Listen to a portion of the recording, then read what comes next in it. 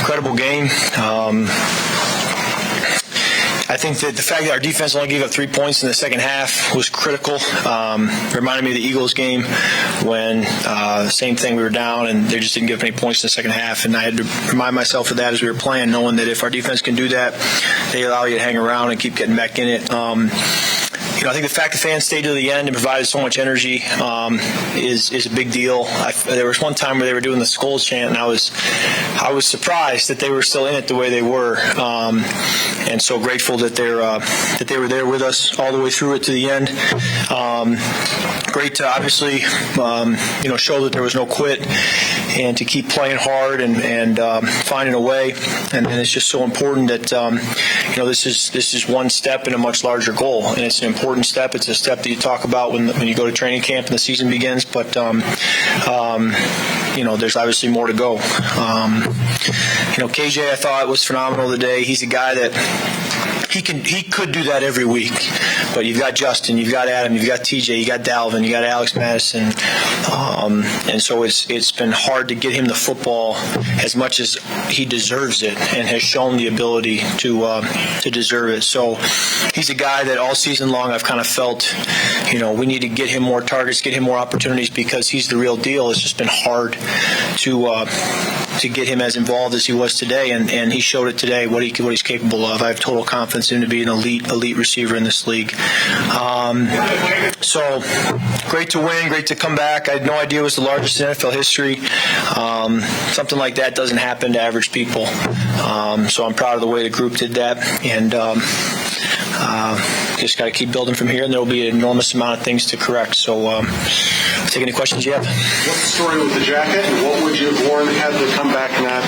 My wife dresses me, so she put it out last night, and I looked at her like I don't know, and she nodded, "You got to do it." So here we are.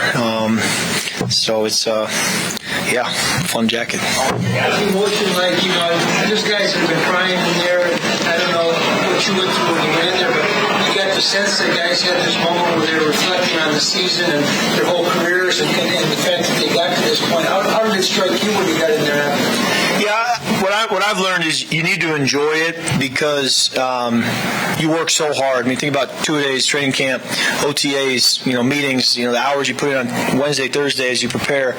To have these moments that might come around, once a season, once a decade, with the comeback like that, you need to enjoy it. And so you just want to make sure that you're taking it in and thanking everybody who participated and soaking it in as opposed to just, quickly moving on. I just think it's healthy to pause for a moment and enjoy it. How long do you have the jacket? I don't even know. It's been in our closet a little while, honestly, but I don't even know when we got it. My wife could answer that probably.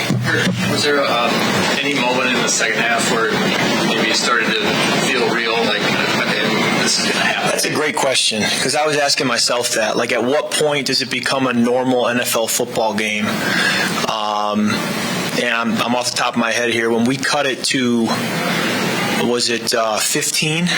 When we cut it to 15, that's when I felt like maybe there were 12 minutes left, something like that. I thought this is right there.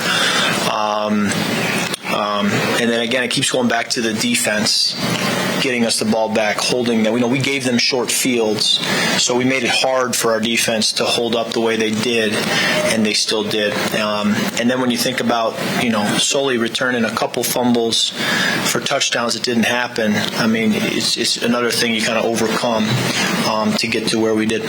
As a veteran leader, what were you saying to the team, and what were your thoughts kind of at halftime? My thoughts weren't great at halftime. I just felt like we were losing in a lot of ways, and it wasn't good. Patrick Peterson made the comment, we only need 5 touchdowns, and I didn't know if he was being sarcastic or what.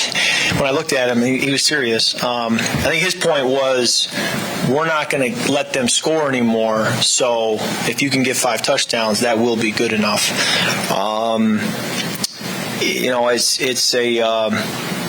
I'm kind of a one play at a time guy. So my mindset is like, just tell me the first play of the second half and let me go execute that as well as I can. And then you tell me the second play once we get there. So whenever I've been a part of comebacks like we've had through the years, that's kind of the way I operate. It's just, one play at a time and let's not get too far down the road. When he said that, though, did you, with 5 touchdowns, did that feel realistic? Did you give yourself, in all fairness, it doesn't happen very much. Well, they were kicking our tails. Yeah. So, it's one thing to say when you need 5 touchdowns. That's difficult to do.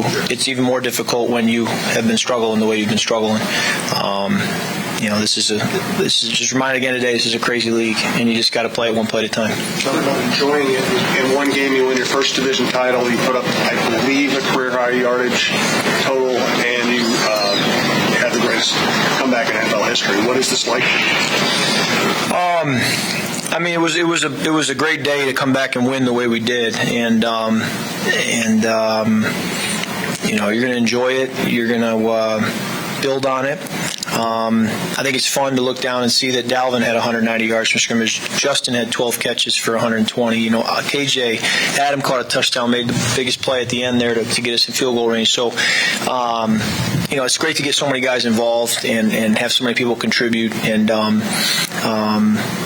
just proud of the way we kept fighting and played. But there's also a lot of stuff I'm not proud of, with the way we played. Noon game, there's no other game on. It's a national game. Yeah. The weather's lousy everywhere. I'm watching social media. People that don't care about the Colts or Vikings are jumping on saying, "Are you watching this?" Yeah. Is it too soon for you guys to realize you just played a game that people are going to literally talk about forever?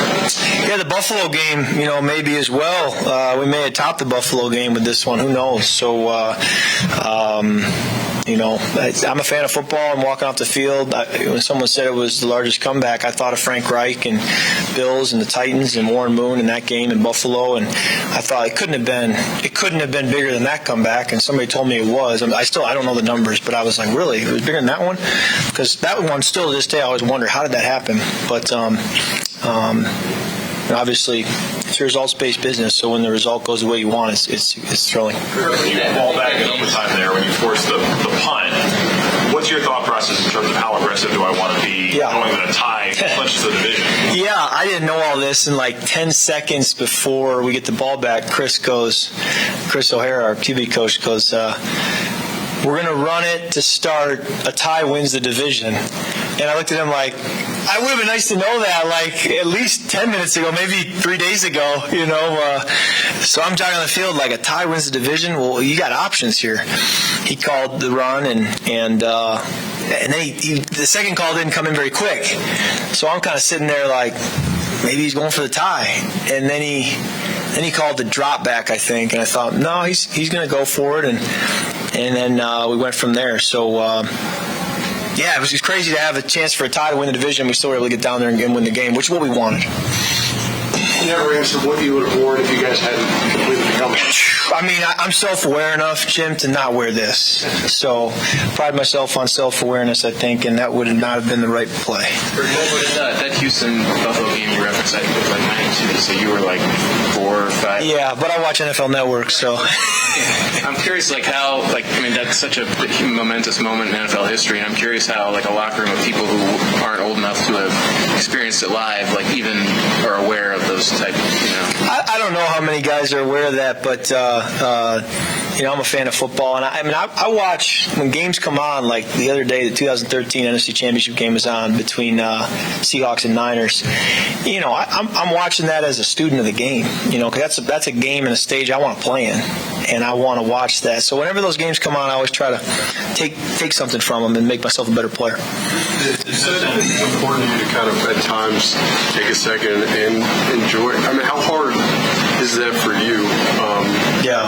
To take it all in sometimes. Yeah, I'm not wired that way. I'm kind of wired to what's next. It's hard for me to enjoy the process. I want to enjoy the product, and so what I want to do is get to the end of my career. And Cooper is grown older, and you look back and you say, I missed it. I didn't enjoy it while I was going through it. So I want to make sure that I can play long enough for him to remember it and really be a part of it, but also to look back and say I didn't miss it while I was in it.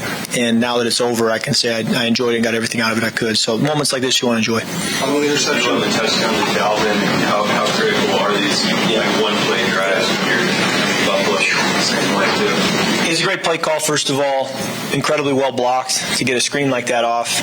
And then it was Dalvin showing why he's Dalvin Cook, to be able to not only get a big play there, but finish with a touchdown. And I'd love to see Ezra Cleveland there, basically willing him into the end zone as well. I thought that play encapsulated a lot of who Dalvin is. And I said to him in the locker room, I said, I've been a front row seat for your best plays in your career over the last 5 years.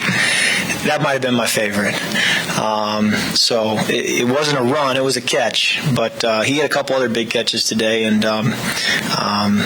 it's fun to think back on all the times I got to see him be a special player in this league, and then to think that's probably the top one for me is fun. Kirk, when Joseph's kick went through the uprights, what was the first thing you did, or who was the first person you talked to, or whatever? I'm not sure. I was looking at the video board to kind of be able to see the angle of the ball, and then it might have been Justin. He was standing up on the bench.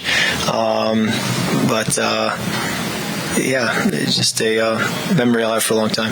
Any fun Christmas traditions you're looking forward to this week with your family? Well, playing on Christmas Eve will be interesting because then you get Christmas Day, to really enjoy Christmas. But, we got the tree up. We've had the lights up since November 1st. Got the decor around the house. And Cooper went over the tree the other day when my wife wrapped a few presents a little early, and he was going to open it that morning. And we said, we got to wait like 12 more days. And he kind of lost his mind. Like, what do you mean I got to wait 12 more days? So, probably not the best idea to wrap the presents early. Put them under the tree. All right. Thanks, guys. All right. Cooper, great.